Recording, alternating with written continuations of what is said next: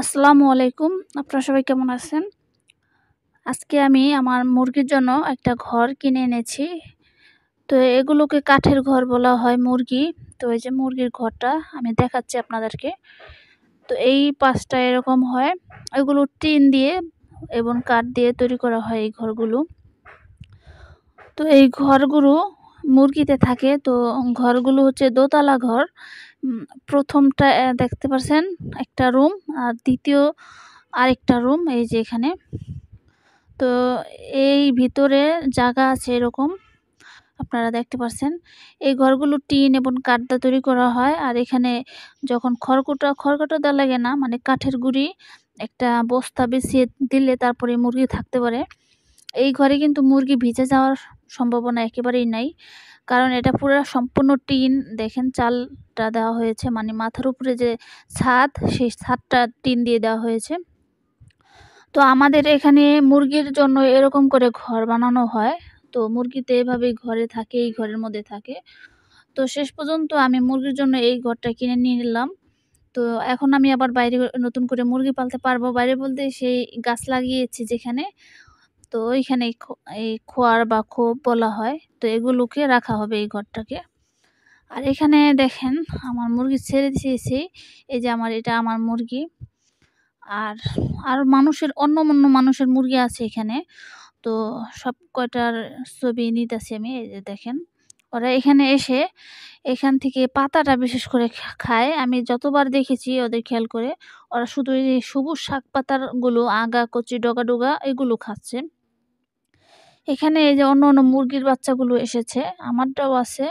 তো আমার তো এতটুকু একটা বাচ্চা আসলো সেই বাচ্চাটা কোথায় গেছে? হারিয়ে গেছে আর পাই নাই।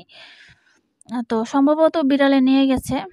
তো এই যে দেখেন, এই যে এটা আমার মুরগি, এই যে সাদাটা, রাতাটা, আর ওইগুলো মানুষের মুরগি।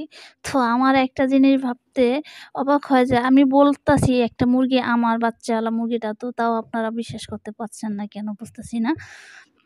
আমি মিথ্যা কথা কেন বলবো বুঝতে পারতেছি না। এই যে এই মুরগিগুলো আমার, এই ২ টা মুরগি আমার। আর যেটা বাচ্চাওয়ালা দেখাইছি সেটাও আমার এখন। মানে ওই মুরগিটা আমাদের পরিবারের ছিল, তো এখন আমাকে দিয়ে দিয়েছে। আ বুঝছেন? এই হলো বিষয়। তো তার জন্য আপনাদের বেশি ওটার ভিডিও দেওয়া হয় নাই। তো ওই মুরগিগুলো এখন আমারই। ওটার সাথে ৪ টা বাচ্চা আছে। আর হচ্ছে আমার এই ২ টা। আর আরেকটা তো নিয়ে গেছে বিড়ালে। তো এখন এই কয়টা মুরগি আছে আর কোয়েল পাখি আছে। তো আমি যেহেতু মুরগির ঘর কিনে ফেলেছি, তো এখন এই ঘরটা আমি সেইখানে রেখে দেবো। আর ওইখানে তো দেয়াল টপকাইয়া মুরগিগুলো বের হতে পারে। তো এখন তো মুরগিটা ডিম পাড়ার সময় কাছে আসতাছে। মানে মাঝে কড় করে এবং হালকা পাতলা মোটামুটি ওজন আছে। কিন্তু এখন ওর নাক, মুখ এদিক তাকালে বোঝা যায় যে লাল হয়ে গেছে। আর এগুলো মুরগির ডিম পাড়ার আরকি লক্ষণ, যে এগুলো দেখলে আপনারা বুঝতে পারবেন যে আপনাদের মুরগির ডিমে খুব তাড়াতাড়ি চলে আসবে। তো তার জন্যই আমি ওই কাঠের ঘরটা কিনলাম। কারণ হচ্ছে কাঠের ঘরে তো মানুষের বাসায় যেয়ে ডিম পেড়ে ফেলবে, যেহেতু মুরগিগুলো আমি ছেড়ে পালতাছি। তো আমি এখন ওইখানে রাখবো। আর ওইখানে যদি মন চায় ওখানে আইসা ডিম পাড়বে। তারপর আমি ডিমে ওখানে ফোটাবো। তো এই হলো আমার পরিকল্পনা আছে। আর এখানে যেহেতু ওইখানে রাখলে মুরগিগুলো দেয়াল টপকাইয়া আসতে পারে। তো আসলে এই যে বড় মাঠের মতো দেখতে পাচ্ছেন, এখানে এসে ঘাস, লতাপাতা, অন্যান্য পোকামাকড় খেতে পারবে। তো অসুবিধাই হবে। আর শিয়ালে নেওয়ার আর ভয় থাকবে না। বাইরে রাখলে তো ওই লোহার খাঁচাগুলো, শিকগুলো ভেঙে এন নিয়ে যায় শিয়ালে। অনেক ধস্তাধস্তি করলে লোহার শিকগুলো, যেহেতু অনেকদিন হয়েছে জং পড়ে গেছে, তো ভেঙে যায়। তার জন্য নিয়ে যায়। আর এখন যেহেতু কাঠের ঘর কিনে ফেলেছি, এখন আর মুরগি, বিড়াল বা কুকুরে রাত্রে বেলা যে নিয়ে যাবে শিয়ালে, ওই ভয়টা নাই। তো আমি নিঃসন্দেহে ছেড়ে পালতে পারবো। আমার খুব ভালো লাগলো, যেহেতু আমি ছেড়ে পালবো এখন থেকে মুরগিগুলো। আর হচ্ছে যেটা বাচ্চা দেখিয়েছিলাম বাচ্চাসহ, ওইটা আপাতত ওইখানেই আছে। আর বাচ্চা যেহেতু ছোট, তাই ও দেয়াল টপকে আসার চেষ্টা করেও না। কারণ মুরগির বাচ্চা আছে ওর সাথে। তো দেখাচ্ছি আপনাদেরকে, এই যে দেখেন। তো ওর বাচ্চা আছে, তো ও এইখানেই থাকে। ও আর দেয়াল টপকায় আসে না। এখানেই যতটুকু খোলামেলা জায়গা আছে এর মধ্যেই পোকামাকড় যতটুক পায় খায়। আর আমি এখানে কিছু খাবার দিয়ে রেখেছি ওদেরকে। তো সেই খাবারগুলো আবার খায় ওরা। তো এখানে আমি তুলসী পাতা লাগিয়েছিলাম। তো ওরা যদি খায় ঠুকরিয়ে ওদের উপকার হবে। কারণ তুলসী পাতা কিন্তু ঠান্ডা কমে যায় মানুষেরও এবং পশু পাখিরও। আর এখানে এই যে আমার গাছে অনেক সুন্দর পেঁপে হয়েছে। তো এই নিচের দুটো হলো বড় পেঁপে। তো এই দুটা পাকাবো, কবে পাকবে তাও জানি না, শুধু দেখে যাচ্ছি আর দেখেই যাচ্ছি। তো পাকানো ভিডিওটা আপনাদেরকে দেখাবো আমি। তো প্রতিদিনই দেখি আমি, আমার অনেক ভালো লাগে। কিন্তু লেবু গাছে এখনও লেবুর আর কি লেবু হয় নাই। তো এখানে আরও কিছু গাছ প্রতিদিন আপনাদেরকে দেখাচ্ছি। এগুলো যে কাঁঠাল গাছ, এই কাঁঠালটা অনেক মিষ্টি হয়, তো তার জন্য লাগিয়েছি, পরে জমিনে লাগিয়ে দেব। এই যে ধুন্দুল। তো এই যে এখন আমি এই যে দেখেন সেইগুলো আছে, তো এখনো হয় নাই, কিছুই হয় না, নাকি নষ্ট হয়ে যাবে বলতে পারি না।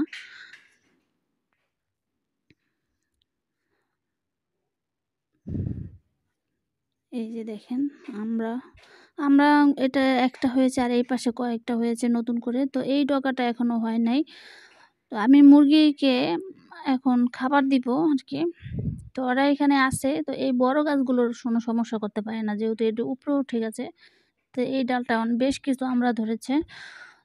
তো এই গাছগুলো নষ্ট না করলেও কিন্তু ছোট ছোট যে গাছগুলো আছে, তো সেই গাছগুলো মুরগিতে নষ্ট করে ফেলে। তো পুরো পাশটা ঠিক মতো পাওয়া যায় না। যদি এখানে মুরগি ছেড়ে পালতে চাই তাহলে আমার ছোট ছোট গাছগুলো নষ্ট হয়ে যায়। তো এখন আমি মুরগিগুলোকে খাবার খাওয়াবো।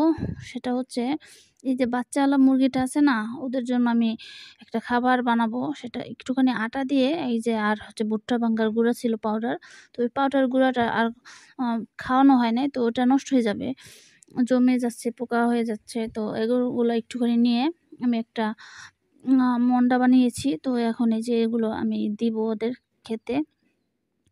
তো ছোট ছোট করে লিচি কাটবো, তারপরে ওদেরকে দিব। তো আমি দিচ্ছি আপনাদের, দেখেন, এই যে দেখেন ছোট্ট করে দিতে হয়, যাতে করে মুরগির বাচ্চাগুলো সহজেই গিলে খেতে পারে। এই যে এতটুকু করে দিতে হবে। তো প্রথম তো ওরা ওইরকম খায় না। তারপরে ওদের মা ওদেরকে দেখাচ্ছে যে এটা খেতে হয়। ওর মা ওদের খাবারটা মুখে নিয়ে একটু ডাক দেয়, তারপরে বোঝায় যে এটা খেতে হয়। তারপর ওরা আবার দৌড়ে ওই খাবারটা নিয়ে মুখে নিয়ে চেষ্টা করে খাওয়ার। দু একটা করে আবার গিলেও ফেলে, দেন গিলে ফেলবে। যে খেয়ে ফেলেছে, দেখছেন খেয়ে ফেলছে। তো এভাবে ওদেরকে যদি আমি নিয়মিত খাওয়াতে পারি, তাহলে দেখবেন আমার এই মুরগির বাচ্চা খুব দ্রুত বড় হয়ে যাবে। তো দেশি মুরগির বাচ্চা এভাবে খুব দ্রুত বড় করা যায়। তো খাওয়াটা ওদের নিয়ম করে দিতে হবে। তো আমি এখন এই যে এখানে বিকালবেলা বসে বসে ওদেরকে খাবার খাওয়াচ্ছি। আমার অনেক ভালো লাগতেছে, যেহেতু আমার মুরগির বাচ্চা পছন্দের। তো আমার সম্ভব হলে আমি সাদা ব্রয়লার মুরগির বাচ্চা কিনবো বা লেয়ার মুরগির বাচ্চা।